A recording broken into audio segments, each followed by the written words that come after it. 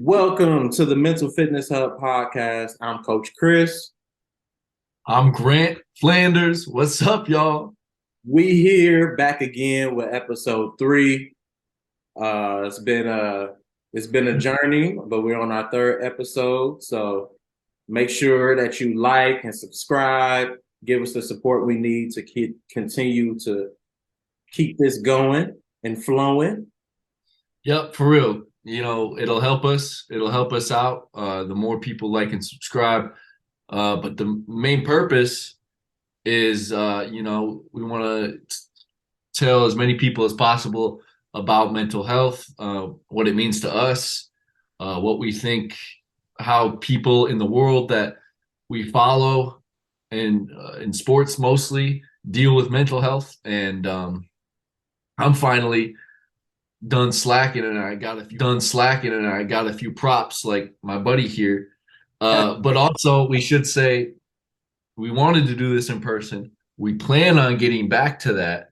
But I think the Zoom looks nice too. Honestly, this is also a good option for us.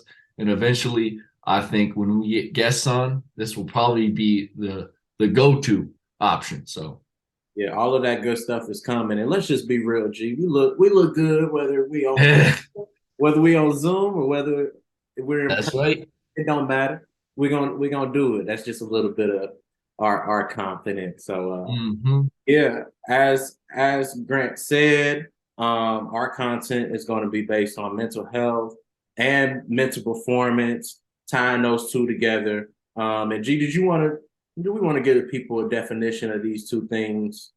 Yeah, I think that's important. I think it's even something we haven't really read out aloud, what definitions online are and what we think about that.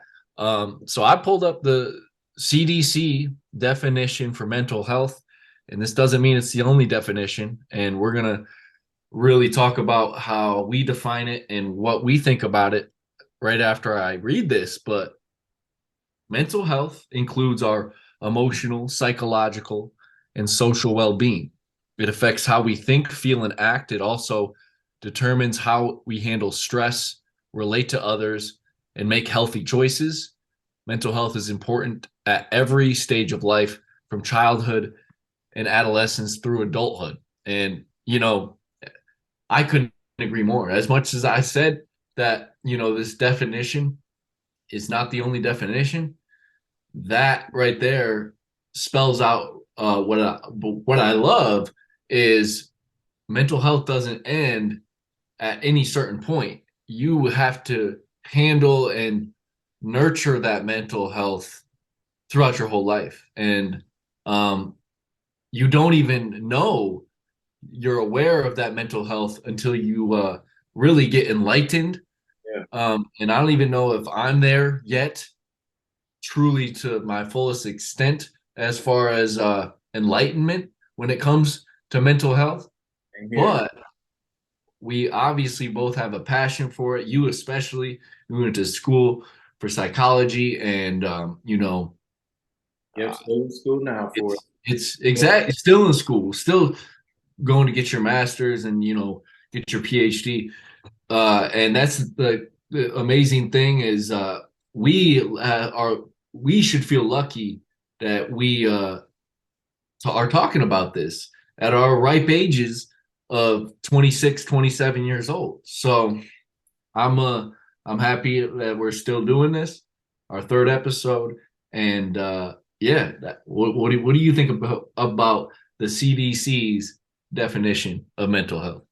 Oh man, yeah, I think it's pretty accurate, man, and just basically making sure that our overall psychological well-being is intact is what I drew from the CDC's definition. So I definitely, like I said, I'm still working on myself. You're still working on yourself. By no means are we trying to talk down on anybody by doing this podcast. We just want to we do view ourselves as leaders on these topics, but we're coaching up ourselves, and hopefully we're coaching up you just to live a better lifestyle from a mental standpoint. And we're going to practice what we preach. We're going to do the same thing in our individual lives. So and we're implementing and we're applying that to this podcast as well. Wanted to continue to progress it. So um, Grant That's gave, an important, yep. an important one you mentioned uh about the fact that I actually just lost it. Keep going. That's my oh yeah. Um shoot, gosh, yeah, I'm in a floozy today, but keep going. Yeah, yeah, we're gonna you it's gonna get better and better as we go. Oh Uh yeah, that's what it was. And yeah, it's see, literally you came back. it's so funny. It's ironic because what I meant to say was, and you said it, it's so important. We're not perfect. We're not talking down on anyone. We want to help people, but we also know that we have a lot to learn. So also I'll add in to that, if anyone is listening to us and hears us say something that they disagree with or agree with, come to us, comment section, wherever, Mhm, our social medias, mhm. and we are open to new ideas. That is one of the most key things about mental health is being open, and because that's how you learn. So I agree with you. Yeah, be sure to comment, follow us on social media, DM us. Any questions or anything you want us to clarify. We'll be more than happy to get back to you and have those type of conversations. That's what this is all about, for us to spark conversations, for us to hopefully give you a different way to view things. And yeah, yeah. So Grant gave you all the CDC definition of mental health. And I want to talk about mental performance because, Grant, I get a lot of questions from people asking me what mental performance is. For those of you who do not know, I'm a mental performance coach. And what mental performance means to me is these are basically the mental factors and the mental skills such as confidence, self belief, and focus that you apply to whatever it is that you're doing, whatever it is that you're performing. So, for example, if you're a student, you may apply focus and concentration to your academics, right? If you're an athlete, we're going to be talking a lot about sports. You're applying, confidence. You're applying motivation and mental toughness to your sport, and it's helping you perform in those different areas. If you're an artist, you're applying those things to music. So when we're speaking on entertainment, stuff that's going on in entertainment as far as music goes, stuff that's going on in sports, as far as the different sport topics we cover, we're going to be sure to tie in mental health and mental performance to those. So, like I just wanted to clarify that. I may continue to clarify what I mean when we talk about mental performance. Uh, mhm. so get used to it. Oh, I love it because Yeah, that's something I'm not being in the a realm of psychology. You're gonna teach me stuff too along the way, so I'm excited about it. each other. And we're gonna learn from each other. So yeah, man. Yep, yep. Mental performance, mental health is involved in literally everything that we do. And that's what I hope that you all take away from the podcast and the topics that we decide to cover on our podcast is like mental health and mental performance is always involved. I agree, and that's the nice thing about I respect athletes that really focus, and really anyone, musicians, anyone that focuses on that mental performance, because to me that's how you make sure you keep growing, because you can know about mental health, but then you could just stop there and not really want to find a exact niche to what your mental health is in the career that you have. So Yeah, man. All this stuff. If you don't feel like maintained good mental health thus far, or you don't feel like you've displayed great mental toughness, these things can be developed. Like it isn't just a oh, because I didn't feel this good this day or because I was depressed this day. That doesn't mean that you're going to be depressed the rest of your days on earth. Like these things can be developed, and like yeah, we keep saying, Grant, we want this to be a platform where people realize that they can try different approaches, or they can see their favorite athlete practice some of these skills and be encouraged to do it for themselves. And yeah, we just want to teach and lead. So yeah, man. So that was the intro. And we got some sports topics that we're going to cover today. K-State basketball. Gee, I see you got the K-State cover behind you. You got the man cave poster there in the back. Uh, I feel like with this podcast, I can get a little leeway and show, the school pride. At the same time, though, I have to say I'm a journalist for the school, so when I do write about them, I keep a level head and I write, what's happening within the program. And right now, I mean, shoot, things are pretty good for K State basketball, all things considered. Um, at the moment, fans feel pretty sour, no doubt, no doubt. Because you start the conference 6-1. K State starts off 6-1 and in Big 12 play, really unlike anything anyone ever guessed. Going into the season, first year for Jerome Tang, whole new team, only two returning players from last year. No one, even I, who thought K State could have a solid season and be a top half of the league team, even I didn't see a 6-1 start coming. Um, and I don't know if they did either. And the team felt that. The team felt that 6-1. Um, and they got satisfied. Jerome Tang said that after this last loss. That right now, I'll paint it. I'll keep painting the picture.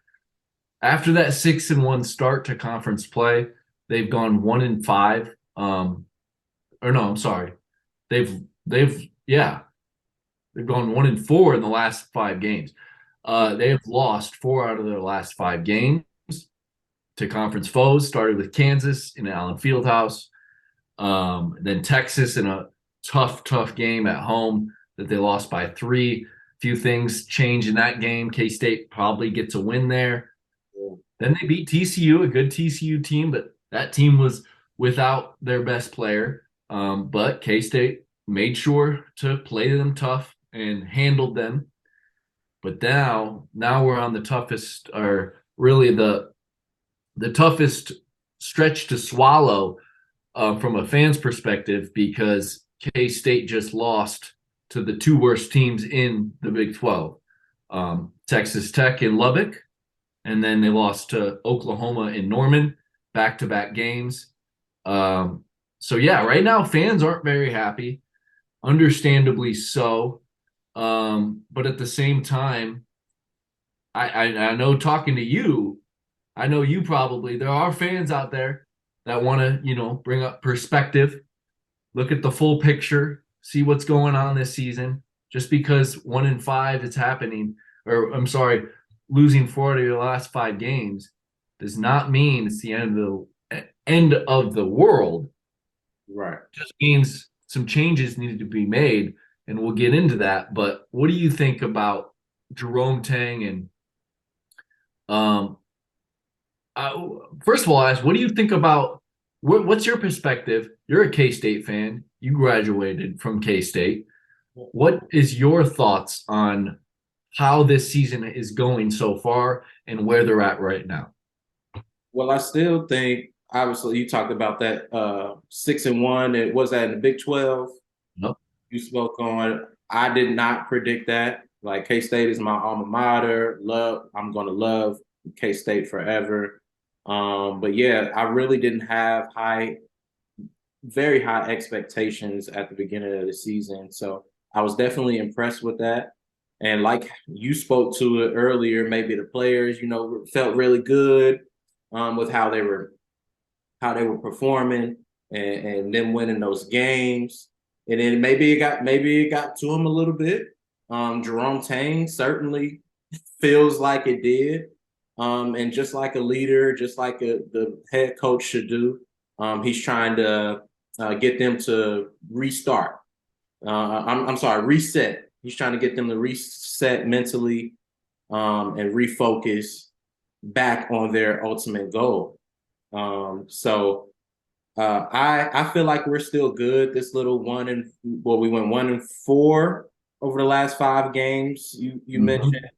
Mhm. I think there's some learning moments there. I think the team is Jerome Tank is going to have the team go back to the drawing board, look at some of the mistakes that they've made, some of the mistakes that have been consistent in their losses, and they're going to rewire and bounce back from it. Is how I see it. Like obviously, you said the fans are, they may be growing impatient or they may be starting to get worried.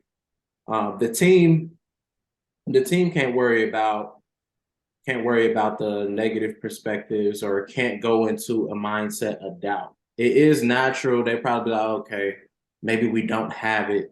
Maybe we're not as good as we thought we were. That's a natural type of feeling, but it's easy to feel that way. What Jerome Tang is going to help his team do is fight through those negative thoughts that come natural after losses, and is going to help them get back to building good habits, building good practice habits, executing their game plans and competition, and they're gonna get out of this drought. Is what I believe is how I believe the team is going to bounce back from it. I expect them to be in the Big 12 conference coming up, which we'll talk about here in a little bit. What they need to do to make sure that they get that tournament spot. And I believe Marquise Noel is going to bounce back. We'll talk about him in a second from some of the struggles that he's had. And I agree with Jerome Tang. He has to look at the mindset of his guys, and they still are good, probably overall mentally, but he feels like they become a little bit complacent. You know what? Yeah, nobody expected us to do this. We've exceeded people's expectations so far.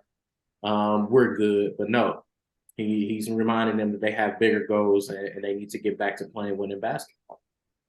Exactly. I think you said a lot of really good things, and I'll just add in a few more things I thought was interesting about that night in Norman, Oklahoma.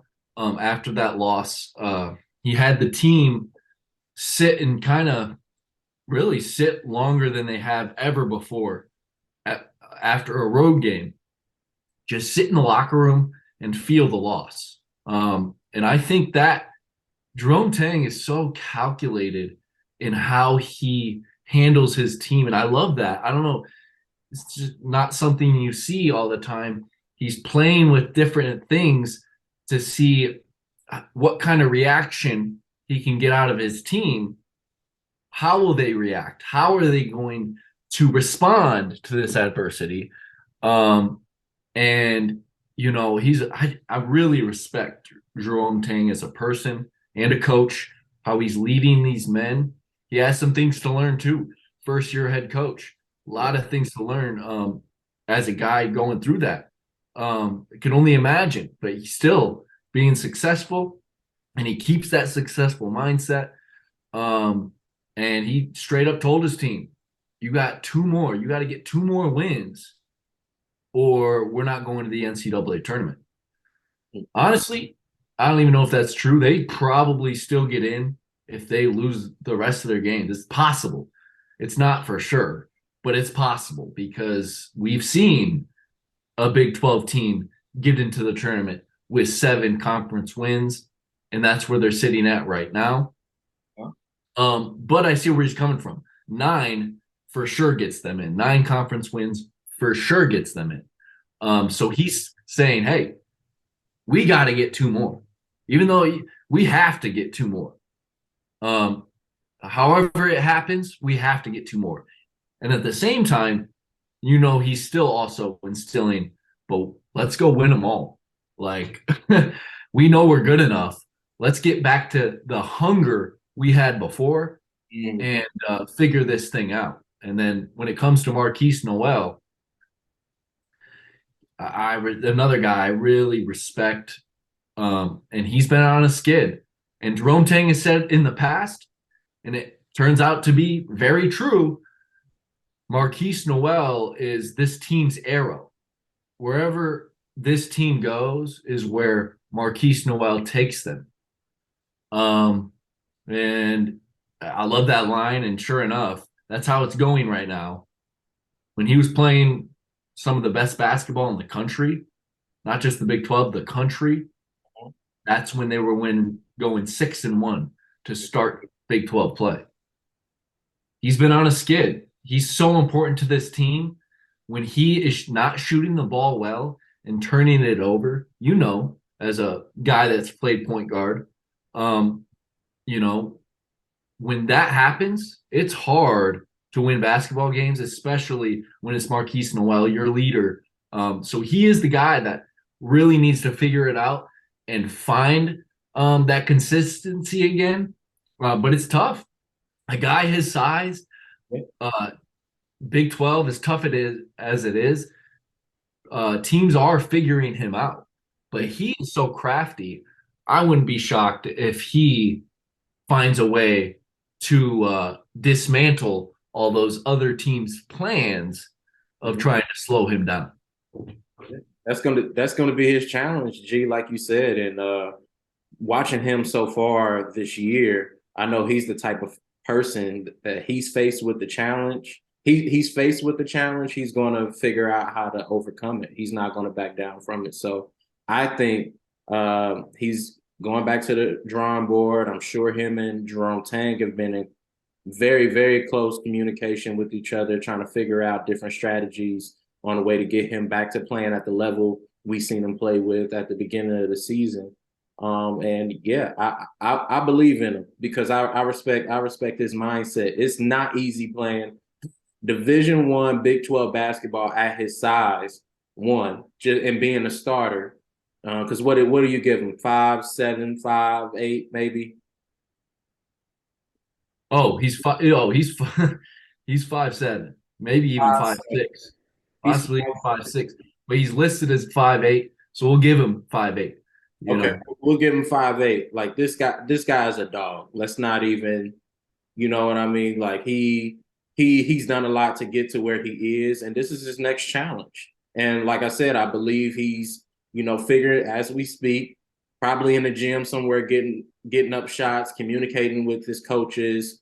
Jerome Tang has a game plan for him and the rest of the team to get back to where they were before, get back to playing winning basketball. So I believe he's going to overcome his struggles, and I'm looking forward to see how he does against the Cyclones on Saturday. I am too. And the last thing I want to add about Marquise before we touch on Iowa State game on Saturday, um, and I think you'll appreciate this. I asked him after the game, or someone asked him. I don't know if it was me. Um, what do you think you could do better? Or what do you think are some of the things internally that you could do to maybe turn around some things? It was worded like that. I think I asked the question in a different way, but it's something like that. Maybe even we can splice that comment into this podcast, but or a clip at least. But he said he wants to get back to bringing the guys together, going out and going to a movie together, go bowling, things they did as a team when they first got on campus, in the fall and in the summer when they were just getting to know each other. They do all these bonding activities. And Keith made it sound like, lately they've I think they still do a lot of things together, but maybe haven't done the extra thing to really make sure they're bonding at a good level that can absolutely affect a team's morale and how they and how hungry they are to go get wins for each other, you Yeah. know. So Absolutely. Yeah, that's a good point. That's a good point that he was making there. That team cohesion is very, very important. So, and they're student athletes, right? So their schedules are busy probably, especially during the basketball season. So that may be why, they haven't hung out and done some fun things off the court. But it's good, hey, it's coming from your point guard, a leader of the team. He senses that, the team's camaraderie could be better, that they needed improvement in team cohesion. So, hey, I love that coming from him because that's so important. And there's no doubt about it that, if they spend that time together off the court, that'll transfer to how they perform on the court. We've seen it with championship teams that we see in all sports. You kind of notice that they have this bond, they have this chemistry with each other. And if the Wildcats have aspirations to being a championship team and winning more and increasing their team chemistry, they'll make sure that they develop their camaraderie off the court. exactly. And um yeah, and first thing Keith said he's gonna do when he gets back after that game, take the guys bowling. So maybe right now they're bowling at this very time. Beat all of them. What's that? I, You I beat all of them? Yeah, it's a bowling action. beat all of them in bowling. Make sure they need to invite me up there. But no, just kidding. That's just mine. No, you ain't kidding. I want to hang with the team too. So but yeah, no, last thing we need to talk about when it comes to K-State is just how massive this game is. And I want to ask you, like, what does a team that's lost 4 of the last 5 games going into a game against Iowa State, top 25 team that's already beat K State once at their own home? What does K State need to do mentally? What are they doing to prepare for this massive game that I think both of us can consider a must win from a perspective of K State still wants to finish as high as they can in the Big 12. They're not going to finish as high as they can unless they get this win tomorrow. Yeah, they're going to be focusing on what they can control and that only. You know what I mean? Like they are in this drought. They can't go back. They can't change the past, right? So I can imagine after last game, and from what it sounded like from Jerome Tang, they just went into a mindset of they're going to reset. They're going to focus on the next game. They're not going to put too much pressure on themselves. Obviously, it's probably one that they need to win, but they're just going to. They probably had some really good practice sessions. Switched up some things that on the defensive end, on the offensive end, make some adjustments there. Put some extra shots up, did whatever they needed to do from a preparation standpoint to be ready for Saturday against the Cyclone.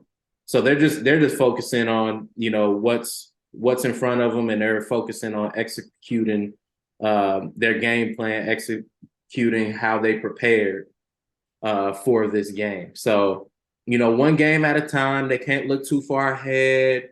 They can only focus on what's in front of them, and that's the Cyclones. No need to be intimidated by how well they've been playing, and no need to be intimidated by the fact that they lost to them previously in their previous match with each other. Like I said, they can't control that. They need to focus on what they can control, and that's their effort, that's their concentration, and they need to make sure that that's just on them executing the game plan and giving their best effort. So from a mindset standpoint, that's from a mental performance coach's perspective. That's where I imagine where their mind is right now. They're just going to focus on the next game, and during the game, they're gonna focus. They're gonna take things one play, one possession at a time, and they'll be fine. That's why they call you Coach Chris, man, because I think everything you just said is what a lot of coaches say. Porter Moser just said that after they beat K State at Oklahoma. That's the Oklahoma head basketball coach. After he beat K-State, he got asked the question, what thinking back on all those bad losses that you've had, uh, and now you have this good win. How do you make sure you keep the wins going or keep that positive trajectory going? He just simply put said, I'm not going to look at the past. I'm not going to look at the bad stuff back there. We're going to take this positive and keep moving forward. And I think that was something a lot of coaches say. Jerome Tang has said it, in his own way. And what's And his mantra? You talked about it in our last episode. What is it? What's next? Or 1-0 or 1-0. Yes, even after losses, he'll tweet out, "What's next? 1-0." Um, he's a man. He's a boss. He's not someone who's gonna sulk on his adversities. He's gonna try to find ways to get out of that adversity. So I love and respect Jerome Tang as a man, and I think he's doing a hell of a job coaching. You know, I think these last few weeks have been learning moments for both him and his team and his staff, and they're still learning as a first year cohesive coaching staff. So, there's going to be adversities, and he knows that. And right now, I think it's, refocusing. I like that you brought up effort because Jerome Tang mentioned right after the game, um, goes hand in hand with them being satisfied. They didn't play with enough effort. He was honest about that. So it's a moment to reset, like you said, and refocus. And I think Jerome Tang's the man to do that. And I think push all those emotions that came with all those early wins aside, because I think that also may have been a part of why they hit a wall. You have all those emotions after so many good wins. And you see it in coach after the game, and he's teary eyed, he's happy. He just ran into the fan sections and did the Wabash Cannonball with the fans. Like, you do that enough times, it's great, but that emotion can overwhelm anyone. Mm. And can sometimes, you know, take things off kilter a little bit. But he's the kind of coach that is going to refocus and get everyone back on the right track. I think I think we both believe that about this team. So Yeah, they'll get back to it, and I'm glad that you brought that up. You could be overwhelmed with emotions from winning, and maybe some players, got off of their practice routines a little bit. Maybe they weren't, practicing as hard. But losing has a way of humbling you. mhm. Make you go, okay, what do I need to do to get better? And when you're winning, it can be harder to see, what you need to do to get better because it's just like, hey, the outcome was we won. So, like I said, I'm not accusing them of, not taking the game seriously or anything after winning the games and after getting off to a fresh start. But it is a possibility that something happened. Maybe they took their foot off the gas a little bit, and Jerome Tang and Marquise Noel, the two leaders they are of the group, and I know there's other leaders on the team, but they're trying to get their team back to that hunger, like you mentioned earlier, having that hunger and going after it regardless after a win or a loss. Mhm. And I'm glad you brought up the Oklahoma coach for an example because that's another example right there. Even after a win, you got to stay focused. You got to stay locked in because you could have made some mistakes, but just came out with the W that you need to clean up. So, yeah, man. Business as usual. We won the game, but we have mistakes to fix too. Moser said that too. So that's why they call you Coach Chris. I appreciate it, man. Hey, Wildcats, yeah, they're gonna get back to it. Don't worry about it. Love, I believe in. I don't say this about everybody, but Jerome Tang, he's that guy. He's a great leader. He has strategies like you meant. G, he turned the lights off on them, made them feel how bad it is. Not bad it is to lose, but the feelings that come with losing. I feel like that's a great strategy to motivate the guys to be like, listen, you feel how this is feeling. You feel that sting right there. Look, all right, you don't want to feel like this too much, too much more, huh? You don't want to feel like this often. Let's do what we got to do. Let's focus. Let's rewire so we can make sure that we bounce back and get back to winning basketball. I love it. That's why one day we're gonna get Jerome Tang on this podcast and Oh, forward other to guys because it's major the type of I think impact Jerome Tang could have on um, everyone's mental health if they just sat down and listened to him talk because he is extremely impressive. But anyway, I think we covered K State real good. We got a lot of good conversations out of that. yeah, we So did. let's move on. Let's talk about NBA stuff. I think, and then we get to the Chiefs after that. But if you want, we can talk NBA or Chiefs. Which one do you want to start with?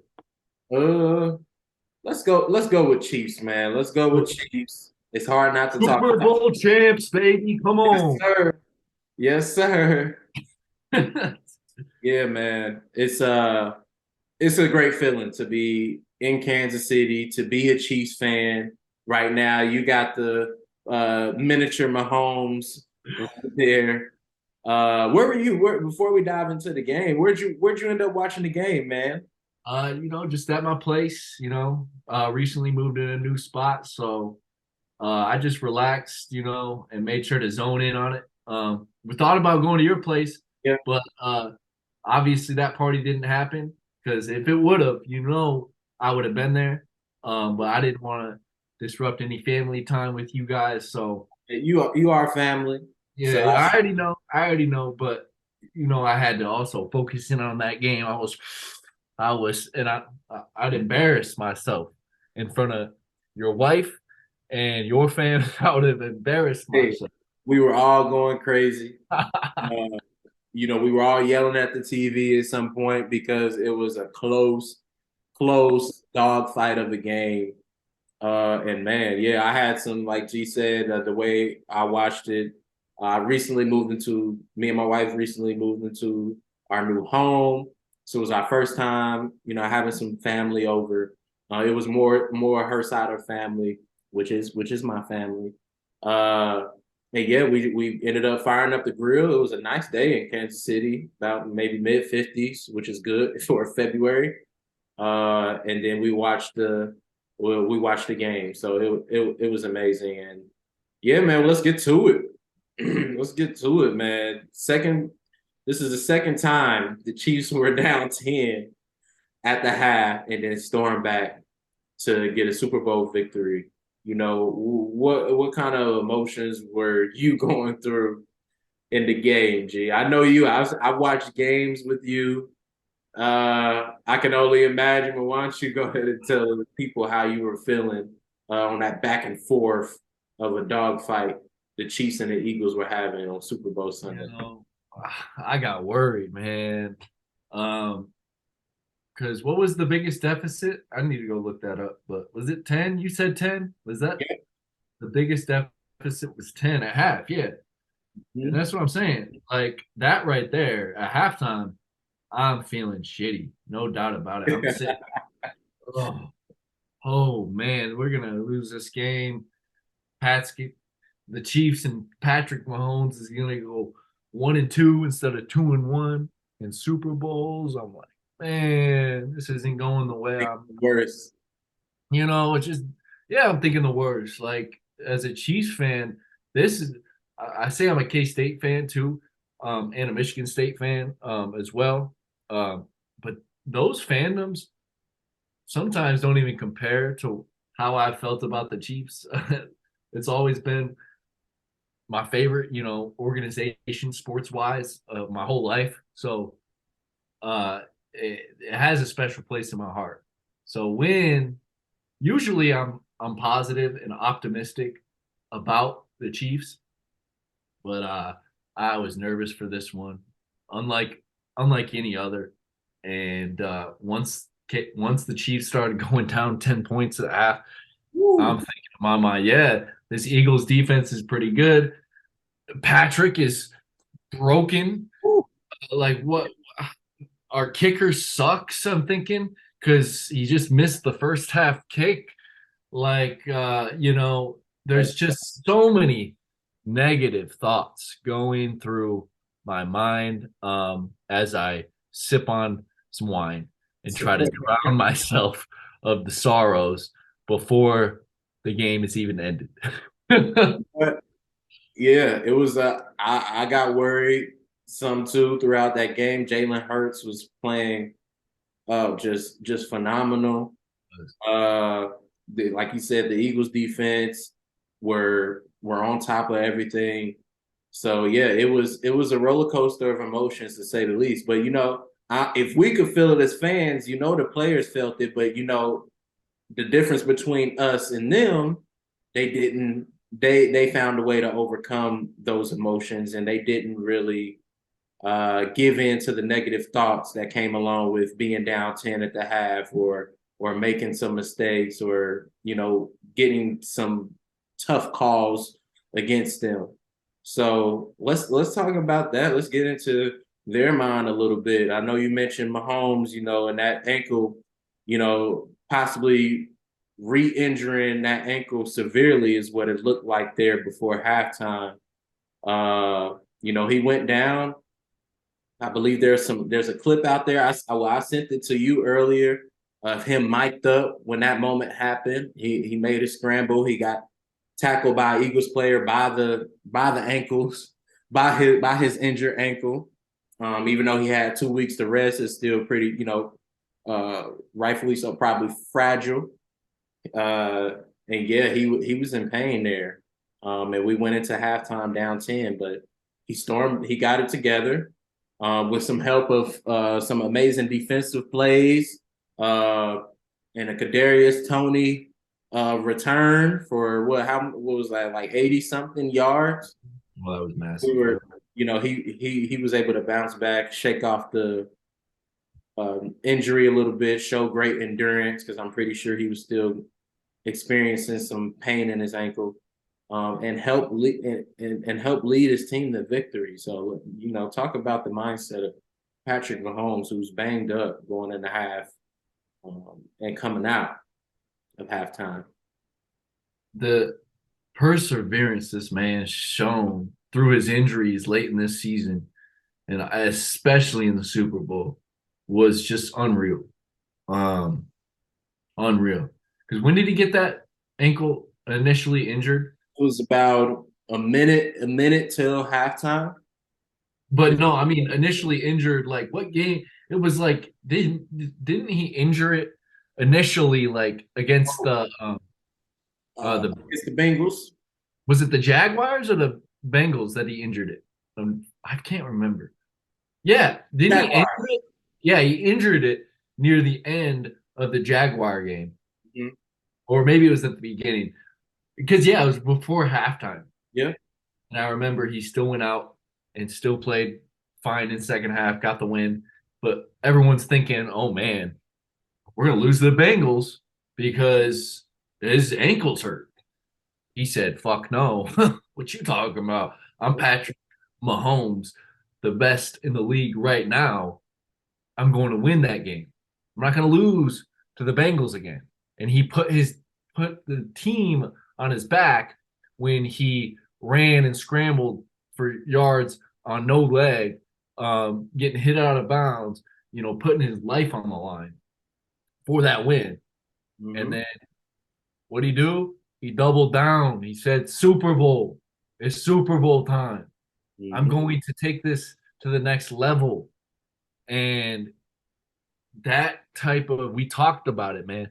It's only types of mindsets that few people have, including guys we're going to talk about later, like Mhm. LeBron James and Michael Jordan. Happy birthday, Mike. You know, Yeah. uh, so I think I think that's the mindset he has. He knows he has the opportunity, or in his mind, he probably knows I'm the greatest of all time. But he knows he has to go out there and prove it. And by proving it, he has to win Super Bowls. And guess what? He's got two of those, and he's only our age. Yeah. Uh, it's incredible. Said, 27 years old. He's so young. He's been to three Super Bowls now. He's won two of them. A legacy is getting built, and it's on the back of no ankle. Like we're talking about no ankle, and he's running around scrambling. Like not every athlete can do that. The mental capacity to even make that possible is supernatural. We can only hope to get that kind of mental preparedness, but that's what this podcast is for. We want to reach those levels of mental fortitude, you know? So, exactly. And we can, yeah, we can draw inspiration from how Mahomes handled that injury and how he led his team to victory. We can draw yeah. inspiration to that and apply that to, and really compare it to the stuff that we go through in our day-to-day lives. Like there's going to be days where we're facing adversity. There's going to be days where we're not necessarily feeling well, but we still have to get things done, whatever task it is that we're doing. We have either people depending on us to get those things done, or we just want to get it done for ourselves. And if you're, if you are someone who has a lot of stuff going on, has a lot of goals that you're trying to accomplish, and you have little setbacks here and there, or there's some adversity you're dealing with, you can draw inspiration from Patrick Mahomes and how he overcame the adversity he was facing, uh, and led his team to the Super Bowl and led his team to victory on Super Bowl Sunday. So yeah, man, I certainly draw inspiration from that, and it just encouraged me to keep going no matter what. And some might say, well, some might try to, counterpoint what we're talking about and say, well, you're in the NFL, you just get shot with a morphine shot at halftime and you're good to go. Do you think morphine shot into your ankle is necessarily going to also make your mind sharp? No, you still have to make sure that mind is as sharp as a steel to Mhm. make sure you can still, because that's the thing, it's all speculation Yeah. whether he got shot up at halftime. I mean, I'm the believer that happens all the time in the NFL, but it is up to that person to still go out there and perform at the highest level. Hmm. I know if I was shot up with some morphine, my performance is going to the shit. So I'm just saying, like, that just adds a whole nother level of mental capacity Hmm. that man has. So incredible stuff, honestly. I agree. Good stuff there from Mahomes. And you know who else I draw inspiration from? Harrison butt kicker. Harrison Butker. Okay. I wasn't too discouraged when he missed that field goal early. What was it? First quarter. It was tied Yep. 7-7. He had a chance to put us up three, and he missed it. It doinked off the goalpost. And obviously, yep, I saw a lot of tweets immediately. Harrison Butker, not again. Harrison butt kicker, like you said, a lot of this stuff.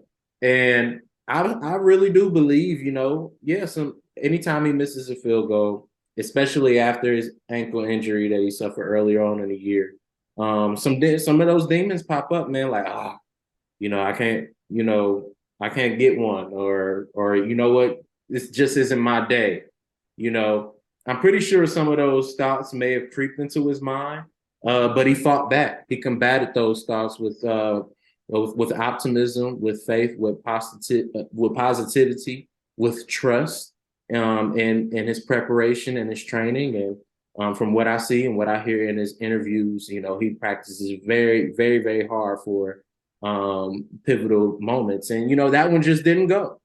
It just didn't go. So I draw inspiration from him because he gave us the game winning points that we needed to beat the Eagles. He So saved his job. He saved his job at the and also, yeah, hit the biggest kick of his career. Um, so you can only imagine the pressure, especially after already missing one. So I'll let you continue, but yeah, that guy has some nuts. yeah, like this might be our third episode in a row when we talk about, listen, field goal kickers, they have a very, very tough job from a mental standpoint. Obviously, people think, oh, you only got one job, it is to kick. That is true. But just imagine, I'm not sure exactly how many people were in attendance for the Super Bowl, but game is on the line. Okay, or I know the game was tied, but still, I'm just go ahead and say game is on the line. Game's on the line still, yeah. Thousands of people are looking at you. Coach, both offense and defensive teams are looking at you, and these are some alpha males expecting you to make the kick. uh, and, That's your true. job, like you said, your job is probably on the line because there has been moments this year where you've missed some key game-changing field goals. And you missed one earlier in the game. So just imagine that pressure that's on him. You know how much mental toughness, how much concentration you got to have to block all of that out. Trust in the way that you practice, and just stay in the moment and focus on the kick that's in front of you. That's a lot. And that's why I draw inspiration from it, because there are going to be times in our individual lives where we're facing a lot of pressure, right? And we have to deliver. And I think he just focused on what he could control in that moment, which was his trust and his concentration on the kick that was in front of him, and he delivered. Now, was it as far as the kick that he missed in the first quarter? No, it wasn't as far. Some people could say, oh, it was easier. It was only a 20-yarder, and any field goal kicker can make that. Well, I Not true. understand why you We hear say this that, all the time. but still, you cannot underestimate the pressure in that moment, especially after missing a key field goal early on in the game, especially after all the adversity this man has faced throughout the year, because he's missed some key field goals. So, Harrison Bucker, I admire you, man. And I think him and Patrick Mahomes showed us the importance of staying in the moment rather than overgeneralizing and just being like, oh, okay, you know, I'm in pain. I'm gonna be in pain the rest of the game, and uh, it's just gonna deteriorate my performance, or this is just the way it goes. Oh, this is just my luck, or oh, you know what? I missed this field goal at the beginning of the game. I'm just off tonight. How often do we do that to ourselves? When something doesn't go our way early on, that we just overgeneralize and convince ourselves that the way things were going early on is going to happen throughout the rest of the day or throughout the rest of the game, or insert whatever situation we may be going through. We do that a lot, but they showed us the importance of just staying in the moment, focusing on the next play, the next kick, the next whatever the case may be, and just controlling on what you can control. And that's going to be the lesson, the key mindset lesson that I take away from Patrick Mahomes, from Harrison Bucker, from the Kansas City Chiefs, for overcoming their adversity, overcoming the 10-point deficit, and finding a way to win the Super Bowl against a very, very good Philadelphia Eagles team.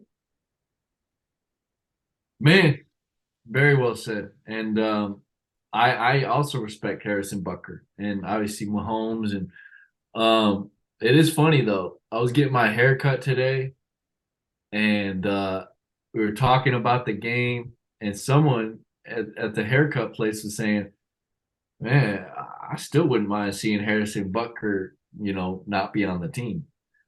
I'm thinking, I don't know. I'm totally cool with giving him one more year at least. Oh, Like, I think he's a good kicker. He had a shitty year. Everyone can have a shitty year. Guess what? His shitty year made him a Super Bowl champion, um, a hmm two-time Super Bowl champion. So let's see. Give him one more chance. If he has another bad year, then you move on. Yes. Because kickers, I realize, are the most indispensable piece in the NFL. Happens all the time. They get let go mid-season all the time. Happens. I don't think Bucker is that kind of kicker. I think he is too good to just let walk. So to those people that still want to get rid of him, man, I'm surprised that game-winning kick wasn't enough to to change your opinion. But He had the game-winning kick in the AFC Championship game. Then he turns around and has the game-winning kick in the Super Bowl. So I don't, yes, of course, if it was up to me, if I was in that front office, I would probably offer him an extension because of his character, the character that he showed, and the mental toughness that he's shown all year. People forget he dealt with an ankle injury early on in the season. And that's something that he's had to persevere through. And then you see that he misses a kick, but that doesn't, get him, that doesn't knock him off his square. That didn't knock off his focus. So I think people just expect, kickers just to make everything, which rightfully it's their job, right? It's what they get paid millions for. I understand.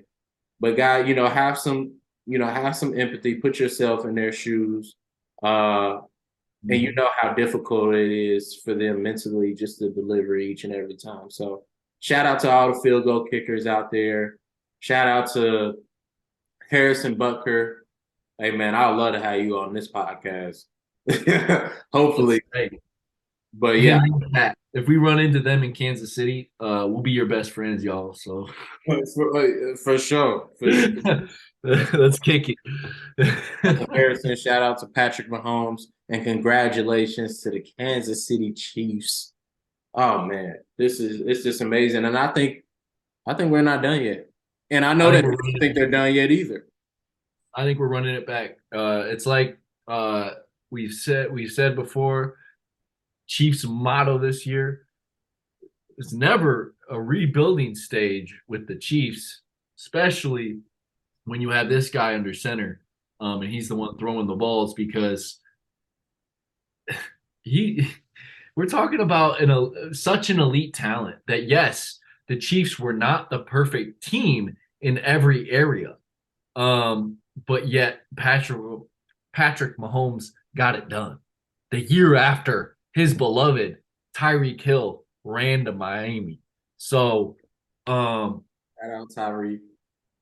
woof, I'm telling you, you already know those are good friends right there. You know, Patrick and Tyreek are probably gonna have some words of not only love but also some shit talking Oh yeah, because there's bragging rights, and Tyreek missed out on a second ring, and they he did. might miss out on a third and a fourth and a fifth. Who knows? I wonder how much motivation the Chiefs drew from that because it was a lot of talk about, oh, they're not going to be the same without Tyreek Hill. They're not going to be as explosive on offense. There was a lot there, and I think Mahomes, definitely drew some motivation from that. Be like, oh, okay, you all think that I was only a good quarterback or at the level playing at the level that I was playing at because of Tyreek Hill. I love Tyreek Hill, but guess what? Haters, I'm about to prove you wrong. So I definitely believe that. He took some motivation from that as well as some other um, teammates of his on the Chiefs.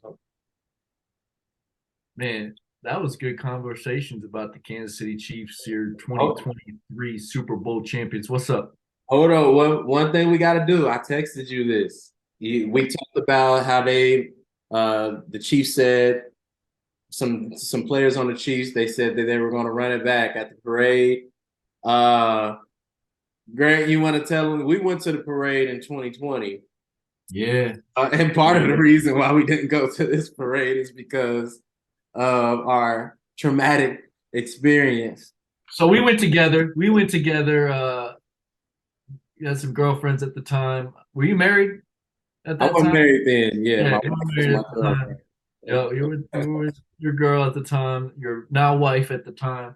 I And was some with, friends. yeah, exactly. And so yeah, just hanging out, having a good time. I think you were off, you know, with your now wife, while me and my girlfriend at the time were kind of behind you guys. And I think we're both going through the same thing. We're like, what the heck?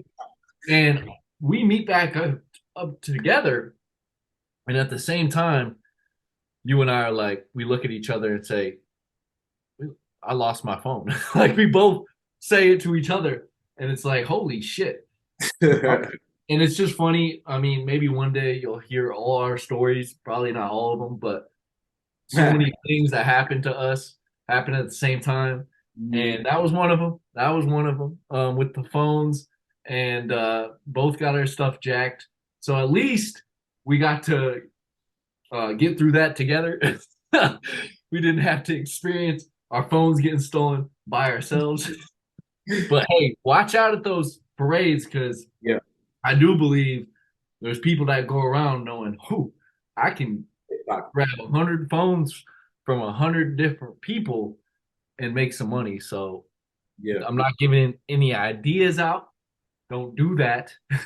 But there are people out there that do that. I So looked back at some photos from the other day, and it was just a me and my wife from that day at the parade, and I had on sweatpants.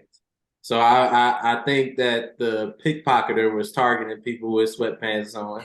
Because I don't know, did you have on sweatpants too? I had a back pocket. It was kind of like sweatpants. So and it was in my I had a back pocket on them, and it got jacked right out of that back pocket.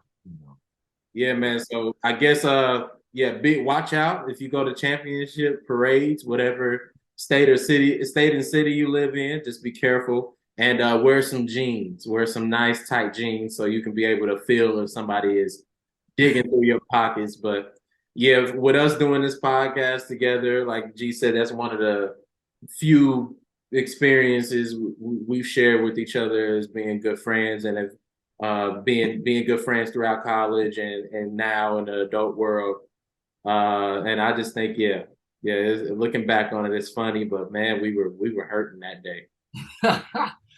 We were Man, hurting that day. I wasn't trying to lose my phone again. So yeah, I was on the road for work, but we talked about it. Yeah, even if I was at home, I don't think we would have gone. Although we did think about the good idea of maybe one year we do go Yeah, to a parade, and maybe we could talk to people.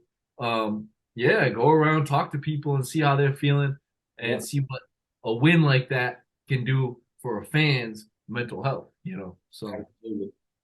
Absolutely, yeah. So yeah, we both decided to sit the 2023 championship parade out. We decided to sit this one out. So but we also think we're getting more yeah, championship yeah, we were like, you know what? We'll go to the next one. That's how rings. we are in our Chiefs. Hey, by the way, I heard Pat. I've seen a few clips of the parade, but I heard Pat was having a good time. Oh yeah. I Oh heard yeah. it reminds me, it makes me think, you remember Tom Brady beat us Super Mm. Bowl? Was that just like 2 years ago or whatever? And Yeah. he's stumbling off the boat drunk as fuck. I didn't see that clip. Oh, that clip is so funny. Oh man, you gotta see it. He got so drunk. And on the boat, he got like tossed, a bottle from one boat to another. Oh, And I he saw caught it like a champ. He was like, that. psh, or something like that. And but at the same time, kids don't drink alcohol. But I think it's uh it's special for quarterbacks, especially, to get a little loose at the parades and have a little fun because it, and it's funny to see uh you know the best player on a team um get loosey goosey, And so he earned it. He deserved it. You know what I mean? The good thing about, championship parades and seeing quarterbacks enjoy themselves, it's like everything that they worked so hard for all year, all the discipline that was required, all the times that they had to say, no, I'm not going out this night because I have practice in the morning or I have a game coming up. Now that they've won at the highest level, they got their championship, their hard work paid off. Now they're able to enjoy the fruits of their labor. So, yeah. let's just hope they keep the Jerome Tang mindset, Mm. not get satisfied, because maybe they did get satisfied after that first one, and maybe that's why they weren't able to beat the adversity and beat Tom Brady the next year in the Super Bowl. And maybe that's why maybe it was a 2 year residual effect. And that's why they missed the Super Bowl and lost to the Bengals last year. And that's what made them get hungry again. Yeah. I'm thinking now that this team's gone through all that, I don't know if they need many losses to get hungry again. But we'll find out. That's something we're going to have to find out. That's a good point. But hey, if you want, we can either cut it short or we can talk about LeBron, Kevin, trades that happened in the NBA. We still got things to talk about if you want. Yeah, I got time, man. Let's go ahead and do it. So, um, let's go ahead and talk about the trades. NBA trades. There was a lot going on. This was by far, I'm a big NBA fan. This was by far the craziest trade deadline that I've seen in a long time. But we'll talk about some notable ones. Kyrie Irving gets traded from the Brooklyn Nets to join Luka Doncic and the Dallas Mavericks. Crazy just thinking about both of their skill levels, both big time players. Now they're going to be playing with each other. Uh, Kyrie and his time in Brooklyn. It's been an episode to say the very least. But him and that To say organization, the least. to say the least, yeah, him and that organization, they've been through a lot with each other, and they decided to part ways. I think Kyrie actually is the one who demanded the trade from the Nets, which was, at this point we thought they were doing better. It was pretty unexpected by a lot of people, even though considering the ups and downs that they had. So that happened, and then Kevin Durant secretly requested a trade from the Brooklyn Nets not too long after Kyrie Irving requested his trade, and he ended up getting traded to the Phoenix Suns, where he'll be joining Chris Paul, my favorite point guard, by the way. Chris Paul, a very good point guard, and Devin Booker, who is one of the best shooting guards in the league. And everybody has them as favorites to come out of the Western Conference, rightfully so. Yeah, makes them insane right away. Yeah, I really think Devin Booker is probably the best scoring two guard in the league. There's a lot of other guys to mention, like Bradley Beal, Klay Thompson, guys that know how to score the basketball, but Devin Booker does it at another level. Mm-hmm. And you add in Kevin Durant, who I have loads of respect for his game and what he's able to do. I think one of the going to go down as probably top 10 offensive player of all time with what KD can do on the floor.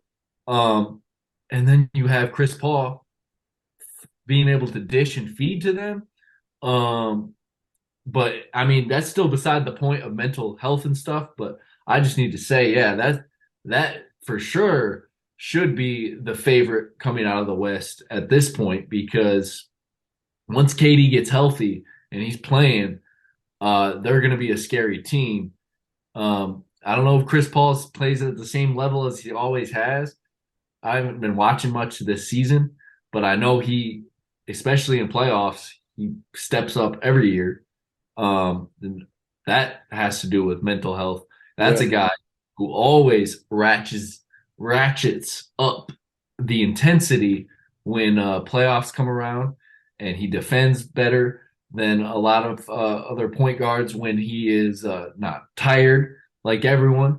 And then he hits big shots from the mid range better than anyone in the league. So He has, I'm excited to see what they do. if you want to tie Chris Paul and how he levels up in the postseason, if you want to tie that into mental health and mental performance, I think he has that marathon mindset. He's older.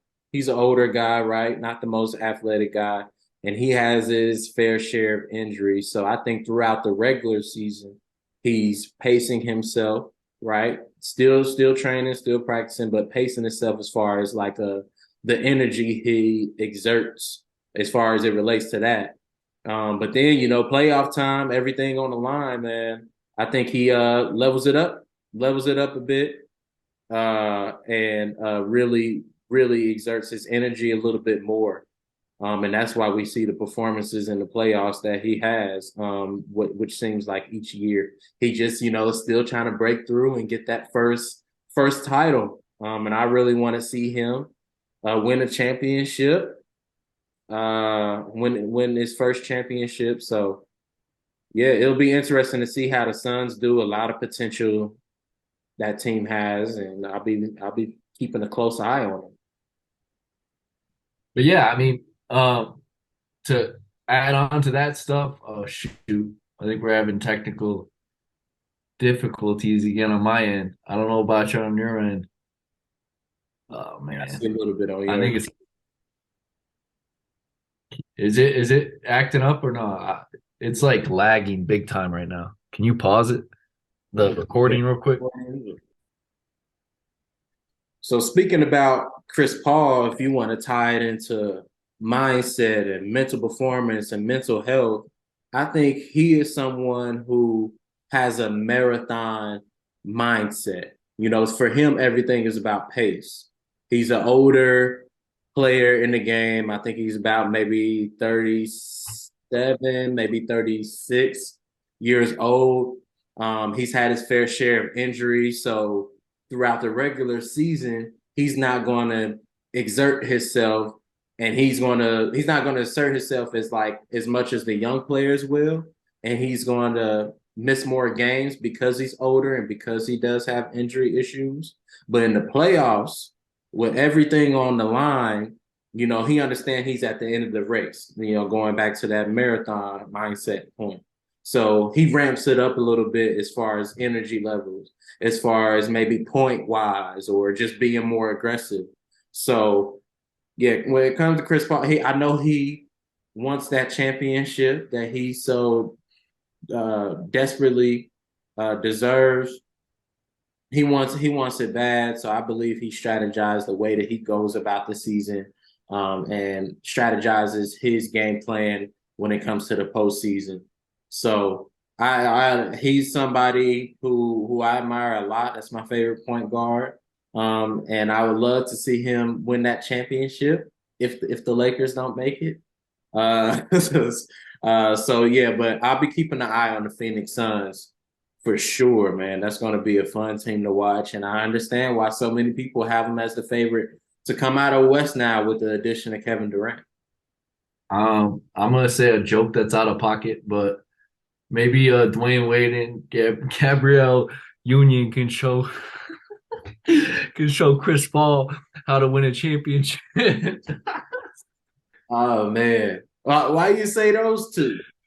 Wasn't there rumors that Gabrielle Union and Chris Paul were messing with each other? It was Am I getting that mixed up with you got it mixed up with Kim Kardashian. oh So maybe the Kardashians can show.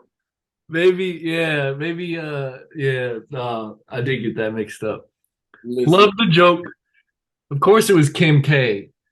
Damn.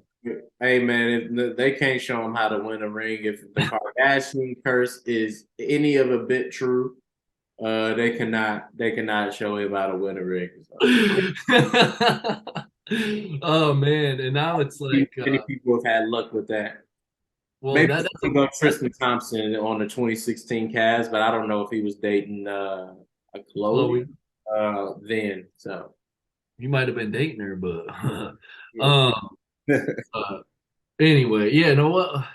Oh yeah, the double whammy though for the Suns because Devin Booker dated Kendall Jenner too. But anyway, um I'm, so if they win a championship this year, the curse it's can broken. probably be broken at that point. But anyway, I love Chris Paul too. Shout I out to the Kardashians. do. Shout out to Chris Paul. We had a little fun. Yeah, yeah. But anyway, yeah, that was a big trade, big time trade. And speaking of that though, and mental health, talk about Kevin Durant because I didn't even see it. What was that emotional speech like with Brooklyn, and why do you think he got so emotional? Yeah, so basically, a reporter during his introductory press conference with the Phoenix Suns, a reporter asked him a question basically that made him reflect on his time with the Brooklyn Nets. And KD was there, what, the last 4 years, and there was a lot of ups and downs with that team. And he was mindful of that. And he was pretty emotional in his response. He's like, listen, I wanted to make things work there. We've been through a lot. I just wasn't really necessarily the happiest with how things ended, but he knew that it was in his best interest to move on and depart with them, which is why he requested the trade. So he was pretty emotional. He even mentioned it. He was like, I get pretty choked up when talking about it because I definitely did want to put the city of Brooklyn on the map basketball wise. And he just wasn't able to do so. And he was coming off of his Achilles injury at Golden State when he signed with Brooklyn as a free agent, and then uh, Kyrie, uh, Kyrie, and everything with the COVID situation and the was it the vaccine mandate that the league placed on Mhm. players? Obviously, he refused and he missed time because of that. Him, KD, Kyrie, James Harden, they got together and the whole league was like, whoa, they about to do something serious, but they never could find that team cohesion, which we talked about earlier. And then James Is it- Harden moving Yeah. on. I What, was what, just gonna say that team could have used maybe a Chris Paul on it to help facilitate to those three all stars, but it was putting three amazing scorers all on one team. It sounds amazing, but it Mhm. just didn't work out. Yeah, man. Everyone thought that team was going to do damage. Never quite got there.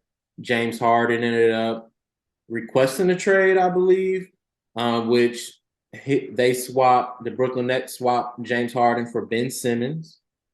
And then Ben Simmons, he's fresh off of the demons of, being too scared to shoot and stuff not working at Philadelphia. And then that kind of transferred over to the Brooklyn Nets. So that they were just in a funk, man. And KD was mindful of all of that. Like I said, he really didn't have much to do with, the Kyrie situation and him missing time and him making, the comments he made, which was a huge distraction for the Brooklyn Nets organization. Kevin Durant didn't really have too much to do with Ben Simmons still fighting his demons of being too scared to shoot the ball or whatever, which I wish the best for Ben Simmons. And I know a lot of what he's going through is psychologically, and we can talk about that on another episode. But We Katie, could do a whole episode on Ben Simmons. Just yeah. we could. We really could. And we may in the future because I'm very intrigued by what's happening there. But Kevin Durant basically just didn't have much to do with the just the downfalls that the Brooklyn Nets was having. But he really, really wanted to make it work. But I don't blame him at all for requesting a trade, and he got pretty lucky on where he landed with the Phoenix Suns. He may have handpicked them, but hey, I definitely believe they won't have as much drama as the Brooklyn Nets have, and I definitely think he's looking forward to getting back. Um, Back to the playoffs, back to performing at a high level in the postseason after he returns from injury with the Phoenix Suns. And I think that's where his mind is at, just learning from the mistakes that the Brooklyn, Nets had as a team, and making things work there in Phoenix. And I think with the help of Chris Paul's leadership, because obviously Kyrie could say he's more talented, but I think as a leader, Chris Paul has more to offer. And and let's just be real. The Phoenix, they went to the finals a few years ago, lost to the Bucks, but just him, Chris Paul. I'm sorry, Devin Booker, Chris Paul, and then the coaching leadership with Monty Williams. All of that is there already. This team is way more uh, functional, less toxic than the Brooklyn Nets. So I think they're gonna do some good things, and Kevin Didn't Durant they doesn't have to worry about that. didn't they keep DeAndre Ayton too? Yeah, Man, that's just a tough, tough, they tough team. lost they lost Mikal Bridges, which is a phenomenal player who I'll be keeping my eye on. He was already good. Like I rarely see him miss any shots. Very consistent player, probably if not the most consistent player in the NBA. He's young. He's going to the Brooklyn Nets and already putting up numbers. I think he just had a 45-point game or something like that.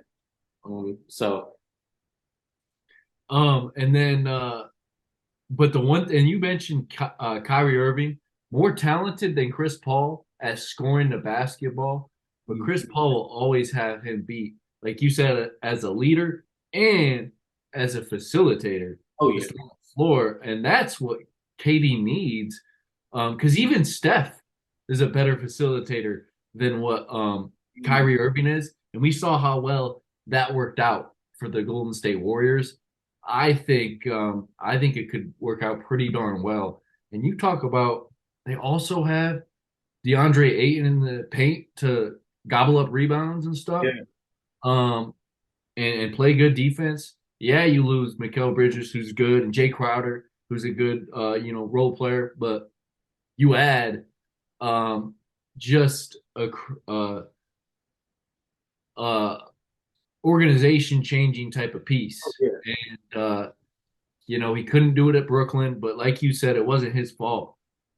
His talent speaks for itself. So Exactly. One of the greatest players of all time.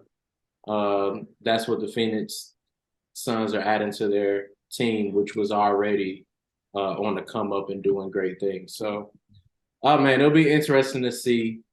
So, yeah, you have KD to the Suns, Kyrie joining Luka Doncic in Dallas. And then lastly, what I want to touch on the trades is the Lakers moving on from Russell Westbrook. Russ, he got traded to the Jazz. I think it was like a three-team trade that he was involved in. I'm not going to go into all the details because it's a lot. Because the Lakers made a big change to their roster outside of Russell Westbrook. But the reason why I wanted to touch on Russell Westbrook and feel like it was a notable move is because he was traded to the Jazz, but the Jazz have no plans to keep him. He's going to be on the buyout.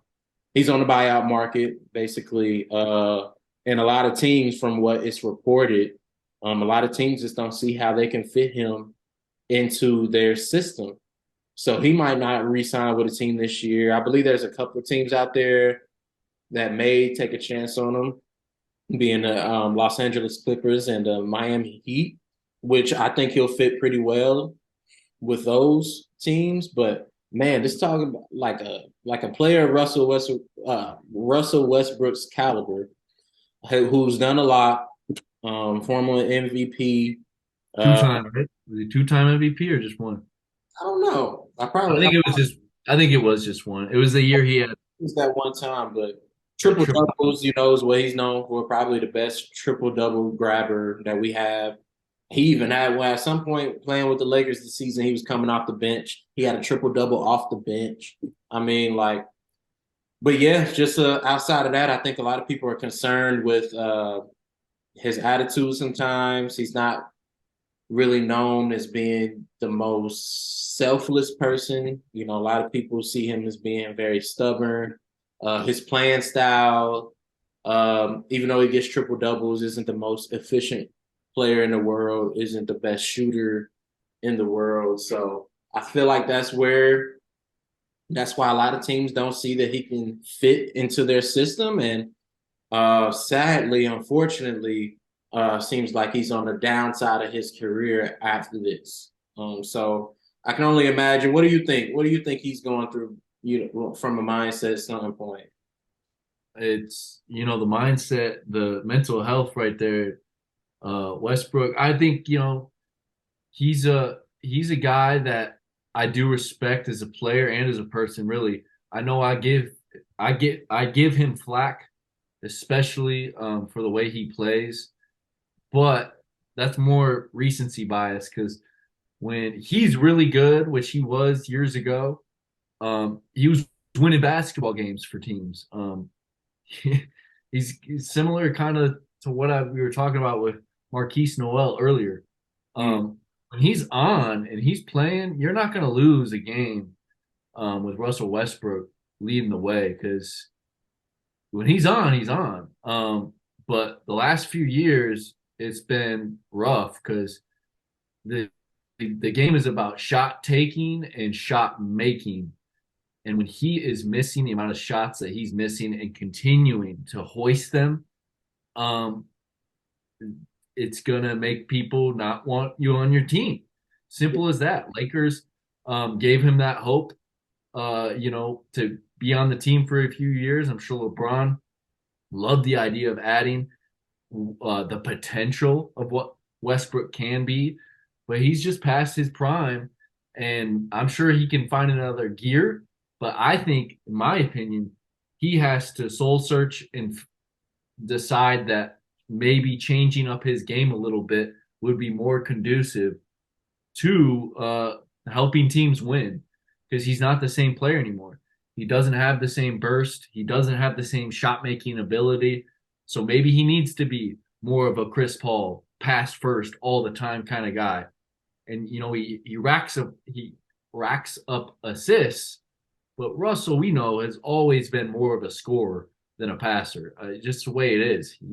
He has always attacked the basket to score more than anything else. Um, and when he was in his prime athleticism years, he could do amazing things, make mistakes, and do amazing things, and still win games. Now, when he's making mistakes, they compound, and he Mm. doesn't have enough positive plays to make that to make it a positive. And I think he hurt the Lakers. Can he be on better on another team? I think so. Maybe the Heat, possible. Maybe the Clippers, possible. I'd have to see it to believe it. It's been years of Westbrook um, not playing at his best, and until I see him really change his mindset as a player, and feel free to disagree with this because I'm sure plenty will disagree with my take on Westbrook, but I do believe maybe a change of mindset is in order for him if he wants to play, later into his career and keep his job. Because yeah, mental health's huge for a guy like him. Um, right now is a key time for him to relock and refocus on his career. And in my opinion, maybe a role change. And I know he had a change in role with the Lakers, but I still feel like when he gets the ball in his hands, he thinks, I'm that Russell Westbrook. I got to go make a play. That's not you anymore, guy. Because when you try that, you're either missing a shot or you're turning the ball over, and that loses you a basketball game. So, Yeah. Oh man, it's tough. I agree with what you said, and he has to really reset. And it's hard, thinking as a mental performance coach, I would encourage him, just to continue to be in the gym as much as possible. Because a big problem with his is the shooting, right? Which could be you can work on that. Yeah. And then the turnovers. Really, I think the turnovers is what's keeping teams from signing him because he averages many of them. Like I believe, yeah, I believe as far as turnovers averages per games, I believe he's like at the top of the list of players. And I know that was the problem with LA. I watch a lot of LA games because LeBron is my favorite player. But there's a reason why they made him come off the bench. And that's just because the way him being a point guard and primarily having the ball in his hands, some of those mistakes were just tough. Some of those turnovers were just tough pills to swallow for the Lakers. And I think other teams fear that as well. So, I definitely believe he belongs in the league. I think he'll be good for the Clippers or the Heat. Hopefully he gets, they decide to buy him out. But yeah, either way, like you said, he has to really reset and be willing to, come off the bench again. Because honestly, when he was doing that, I think if he would have stayed with the Lakers the rest of the season, they somehow made the playoffs with him coming off the bench, he would have been sixth man of the year. I truly believe that. So Do and you think had they had him come off the bench from the very beginning, the Lakers would be way better off than they ever were? from the beginning, yeah, I believe you. Yeah, I believe if he would have came off the bench in the previous season, they would have Yeah. been a little bit better. But like I said, all of the Lakers struggles wasn't because of Russell Westbrook, but it did contribute like a lot to their struggles because they made a lot of moves. They needed more shooting. They needed some more size, and that's what they did when they traded Russell Westbrook. I believe they got D'Angelo Russell, they got Malik Beasley, and they got Jared Vanderbilt in this trade. And then they went to go get Mo Bamba. The Lakers did. I Uh, didn't know that. I missed that. they traded Patrick Beverly for Mo Bamba. And Thomas Bryant is no longer playing with the Lakers. Yeah, they made a lot of moves. That's why I said I wasn't really gonna get into debt with it. But my point in mentioning all of that was to say that Russell Westbrook wasn't the reason why the reason why the Lakers were struggling, but he played a big part in that. Um, if that makes sense. Maybe it sounds like I'm contradicting myself, but I just hope that he's getting in a good headspace. And hopefully he gets another opportunity to show that he can he can be a piece for a great piece, a great addition to a championship contending team. Hopefully he gets that chance. I hope that for him too. Even from someone who, I mean, you've known me for years, and how much flack I've given Russell Westbrook. But at the same time, I still respect him as a man and a player. Honestly, you can't not respect him as a player in his prime, and that's a human being. And I want him to persevere and figure it out. I'd love to see him um, go go out on a strong note instead of a strong note of his career with long time of great basketball, and then I don't want it to end with years of bad basketball. I want him to figure it out, especially if it's with the Clippers, he can start beating the Lakers. He can start taking it right back to the Lakers. but Would like to see that as a like but I will say I do like what the Lakers have done. And speaking of, I think we should finish off with talking about your boy LeBron James and and passing Kareem Abdul-Jabbar for points because that man is, in my opinion, right now, LeBron is doing things to convince me he is the greatest player of all time. He's finally getting to that point. Even before he's retiring, which I didn't think I would get to. But he's proven it. He's how old is he again?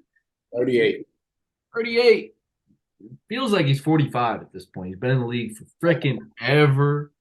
20 And years. He's the Tom Brady of NBA basketball. That kind of this generation where it's Tom Brady and LeBron James, those two go hand in hand, in my opinion. Mhm. Just like Michael Jordan and Dan Marino from back in the day, those that type of ability that guys like that have. And LeBron, I tip my hat to him. He's the greatest of all time. I really do believe it.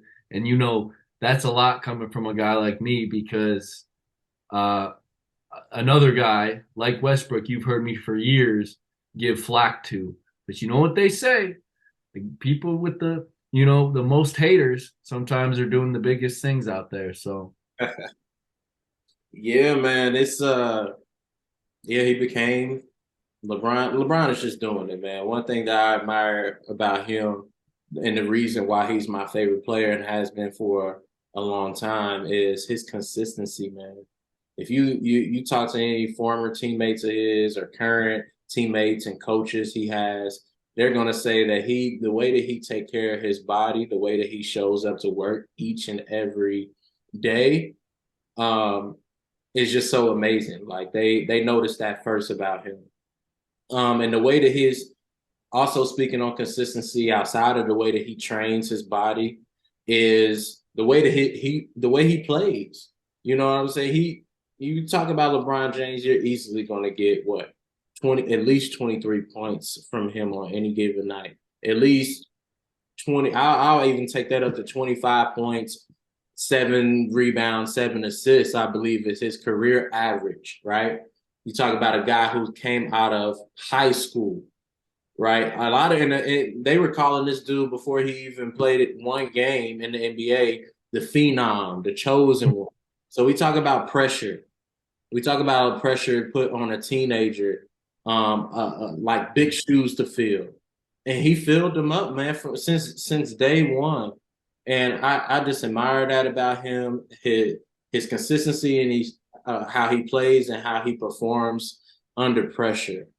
People say he's not clutch, he not this, not that, which I completely disagree with because if anybody is an example of a mentally tough athlete, it's LeBron James. He may not be a quote unquote killer as Kobe Bryant was or Michael Jordan was, but in terms of performing under pressure and overcoming obstacles and adversity and scrutiny, I think he's at the top of the list.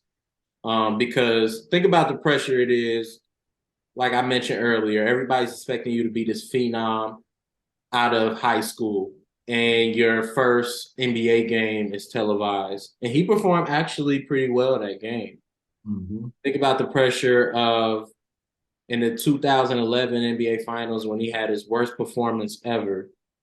There's pressure. He was playing at the Heat for the Heat at that time. It was conversations of the Heat breaking up if they didn't win that next year, of LeBron needing to desperately win a championship, or he was going to be taken off of the. He can never be compared to Michael Jordan or Kobe or any of the all-time greats, Mm-hmm. and he overcame that pressure by leading the Heat to the championship in 2012, and then they became back-to-back champs, winning in that 2013 year as well.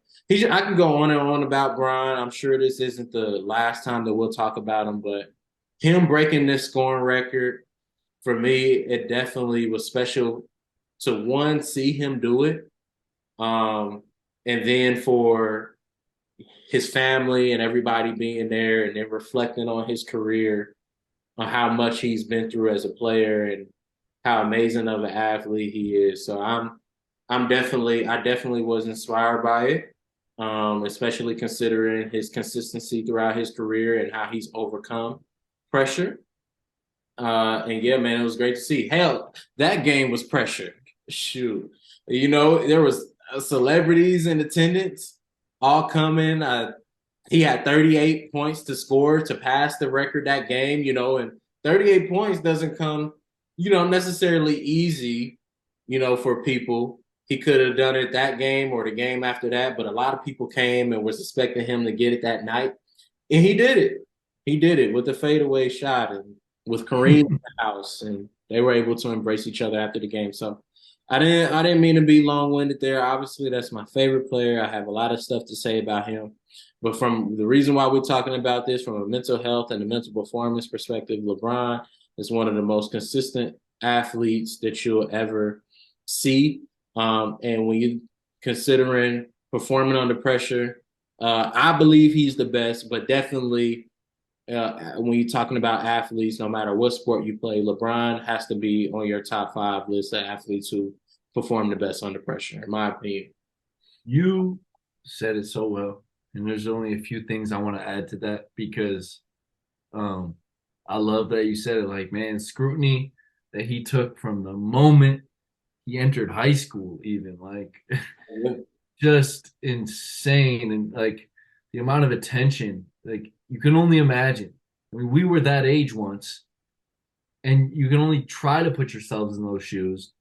And I can just think that yeah, I'd probably crumble under that pressure at that point in my life. 18 years old, 17 years old, 16, all the pressure and scrutiny, and you have to be the greatest. If you're not the greatest, you're just going to be another player. And Yeah, just think about it. Just because he went one and done doesn't mean anything. We're talking about, I don't remember if it was the year before or year after, a guy like Kwame Brown got drafted first overall in the NBA draft by my Detroit Pistons. One of the biggest busts in the NBA.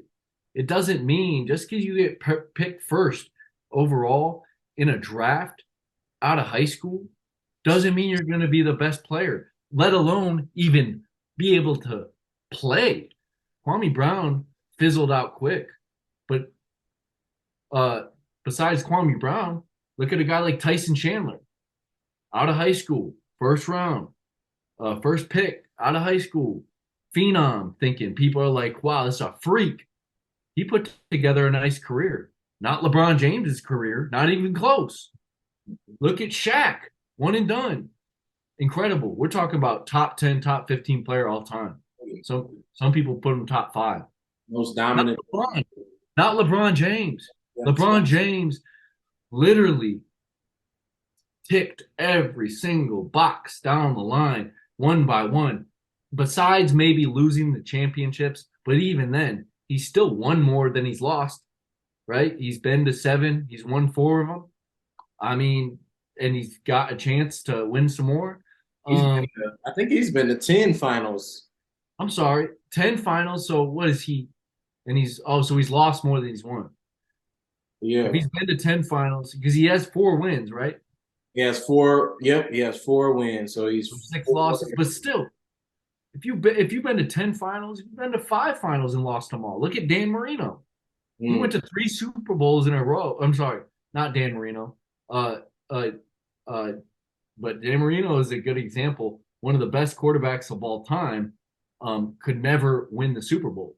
Back in the day. But I was thinking of Jim Kelly, the Buffalo Bills quarterback, who went to three straight Super Bowls and lost all three. And he's still considered one of the greatest quarterbacks of all time, and rightfully so. LeBron James has won four championships. We're talking about an incredible player. But my point is, just because you're a phenom, considered a phenom, he's not the first guy to be considered that. But he's the first guy to really, really uh, fit that mold and never break from it. Like you said, consistency only got better and better and better, and had a few things fall in the right ways, and a few of those championships he has even more. So yeah, exactly, man. Exactly. He rose to the expectations and he exceeded them. That's crazy as thing. He exceeded them, man. insane. The biggest expectations in the world. You have to be the next Michael Jordan. He did it. He is. He is the next Michael Jordan. That is him right there. They're different players. They're different people, but that is our generation's Michael Jordan, and that is why I'm ready to say he surpassed Michael, because we're talking about this man that does everything on the court, everything at such an elite level. Michael was that way, and Michael was even a better scorer, but LeBron does some of the other little things at a higher level than Jordan was ever able to do. The only difference is the 6-0, and that will always be something that Michael Jordan fans that want him to be the GOAT will be able to ride forever. But that's not going to change you and I's opinion. LeBron, he's proved it to us. I know we didn't get to see Michael play live, but we also kept him as our greatest of all time until you probably found LeBron a while ago, but You I'm know, LeBron now, and uh, happy birthday to Mike. yep. Because that's the thing, we need to give him his flowers. He's it's him and LeBron up there as the two greatest, in my opinion, no questions asked. But LeBron just surpassed him.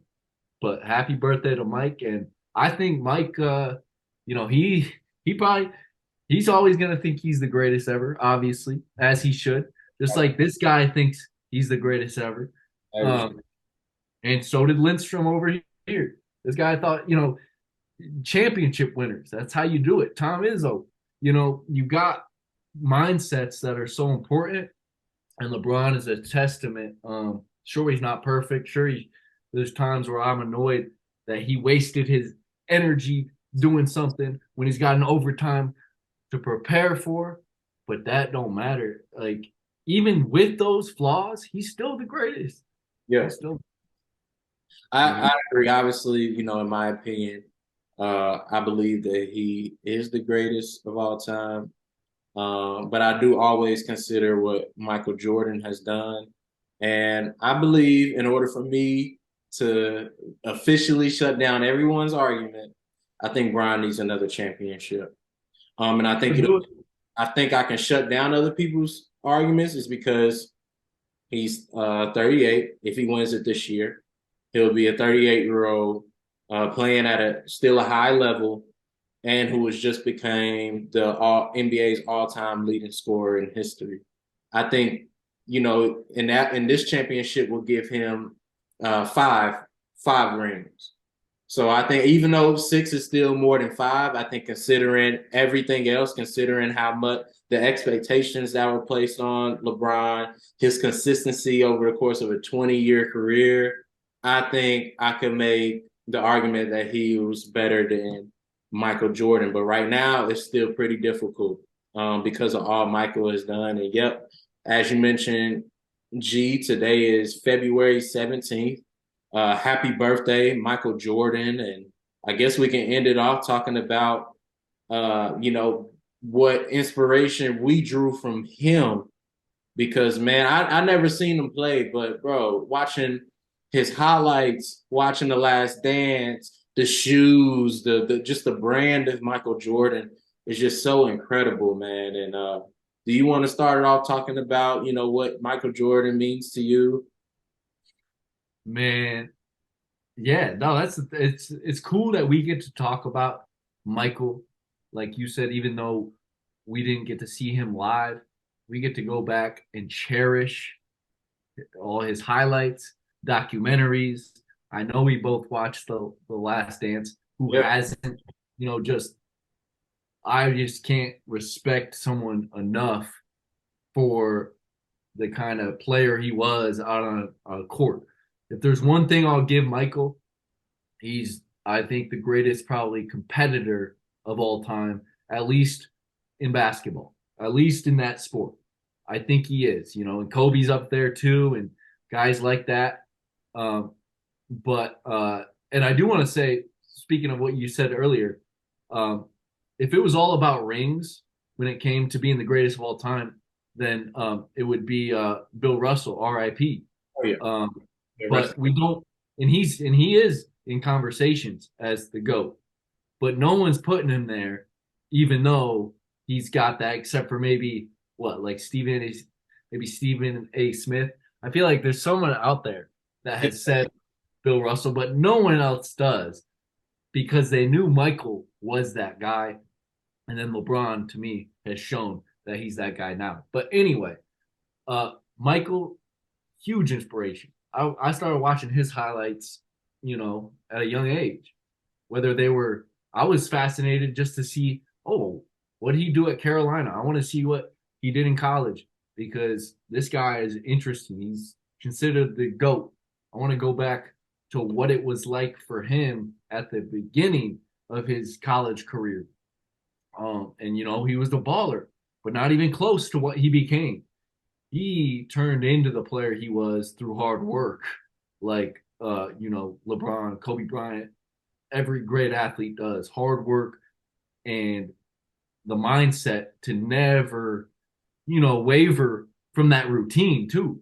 I bet you Michael up at the same time every day, putting up shots, making sure that he is prepared every time he sets foot on that floor. If every single basketball player or any athlete had that same mindset, um, then if one team had a bunch of those mindsets, they're winning championships every single year. It's just those are the kind of mindsets that win championships, and why you need guys like that on your team. And his ability, man, even just playing 2K, old 2K games, and you play with Michael, and you're like, wow, it gives you a little feel for like how much he controlled the game because he can dunk over anyone, dunk over Shaq, on 2K. He can he can hit crazy shots, and he's always in the clutch moments. He's known for hitting big shots, even though the percentages are he's missed more late game shots than he has game winners. That don't matter. He's hit the ones that matter the most and allowed him to be a 6-time champion and do it in the most badass motherfucking way possible by um winning 3 straight, saying, you know what, I'm gonna go play baseball, coming back and winning 3 more in a row. That in itself, to me, is so badass, so inspirational. Hey, I'm gonna, take a year off, find myself, get my mind right, do something I want to do for myself, come back and fucking win 3 more championships to make it 6-0. His story is incredible and it'll never be forgotten. And I don't mind. I won't mind people calling him the goat. If, Me, the, if that's your goat, woof. Hey, he was mine. He was mine for the longest, until I finally gave that to LeBron recently, really recently, honestly. So I got nothing but real respect for Michael, even as a Detroit Piston fan, as a bad boy fan, and he beat my Pistons a lot. Um, back in those days, I love those 30 for 30 documentaries too. yeah, Check that one out, The Bad Boys. That's a great one. But I really I can't thank honestly Michael Jordan enough for what he's brought to sports in general. Because I think he also revived basketball to another level, brought it to a whole yeah, nother level, and yeah. made it, now it's a worldwide phenomenon.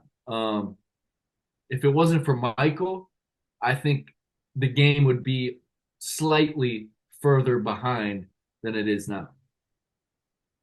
I agree, man. I agree. Well said there. He definitely changed the game for sure. And you mentioned that there was something out there that he's missed more shots than he's made. He actually had a commercial. I think it was a Nike commercial. No, I'm sorry, a Jordan commercial. That said, I failed over and over again in my life, which is why I succeed. And when you're talking about mental performance, you're talking about mental health, somebody who realizes that, like, okay, like I've grown, I've developed the most through failure, is a huge takeaway from anybody. Yeah. But nobody likes to fail, right? Nobody likes to make mistakes, but there is learning that can occur after those things do happen. You know, I have this poster. I used to have it up on my wall at the old apartment. It says, "Sometimes you win, sometimes you learn." And usually, you know, the other saying is sometimes you win, sometimes you lose, but they just took out loss and replaced it with the word learn. That losing, basically saying losing is learning. And I believe that's what he meant by, you know, I fail over and over again in my career, in my life, and which is why I succeed. So that's one of my favorite MJ quotes. His will to win, like you mentioned, which I've learned in Yeah. watching The Last Dance.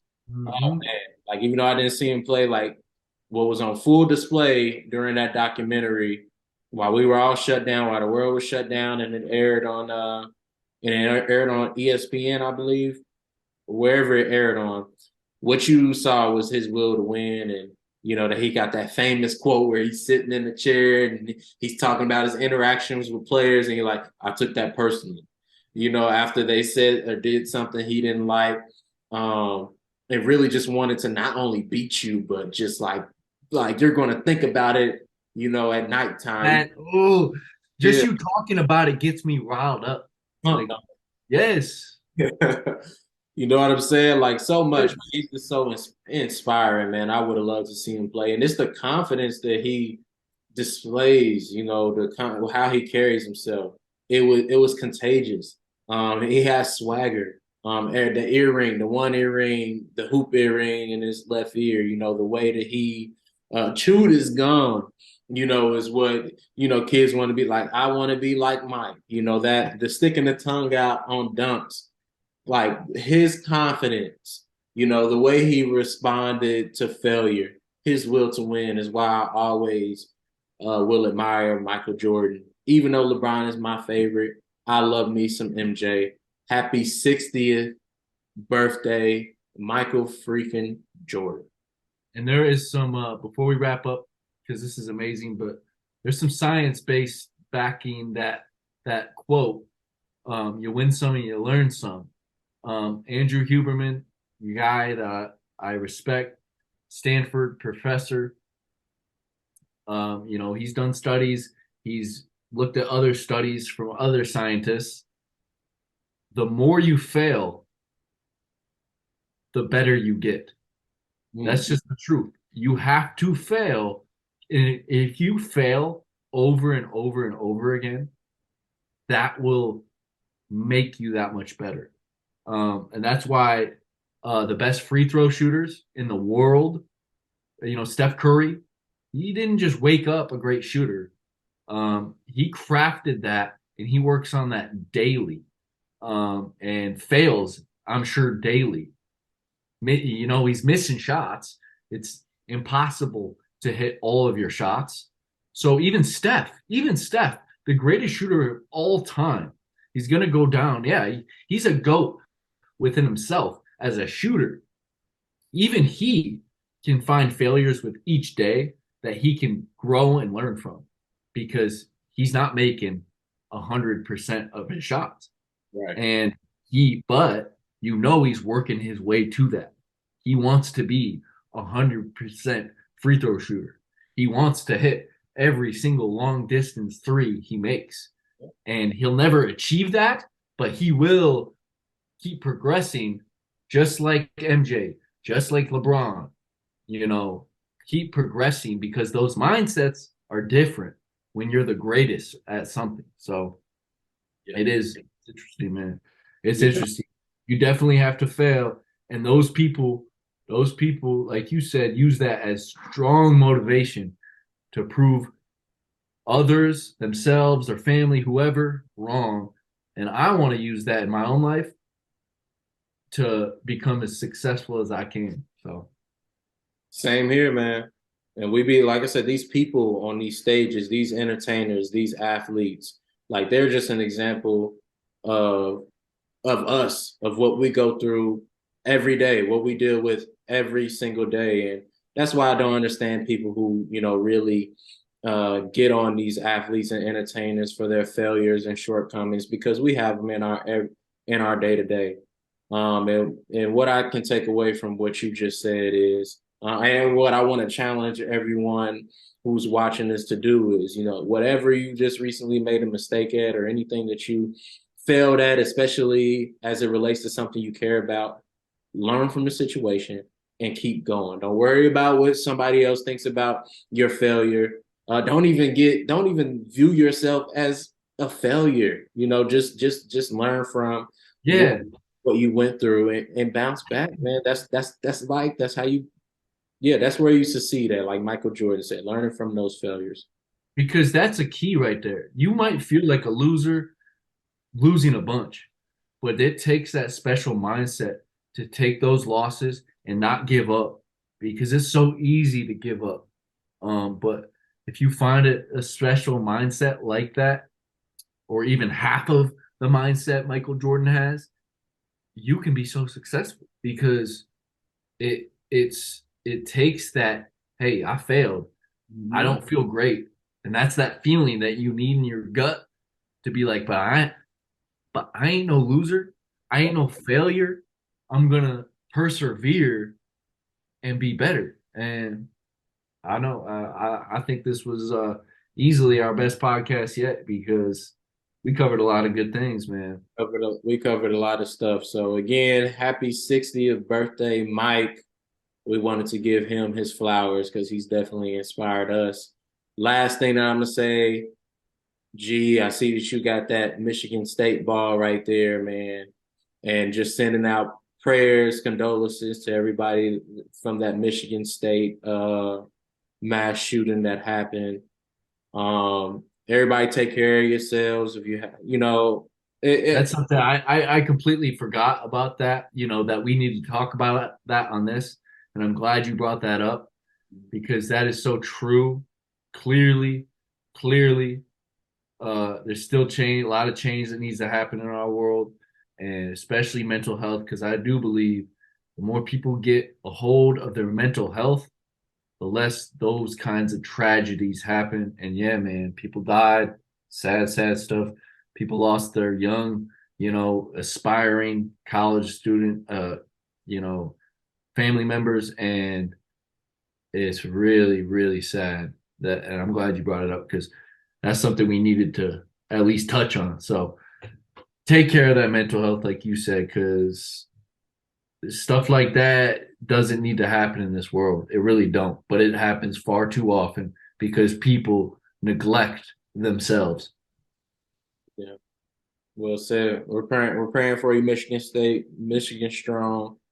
And yeah, I'm Coach Chris. That's Grant. See you next episode. Yes, sir.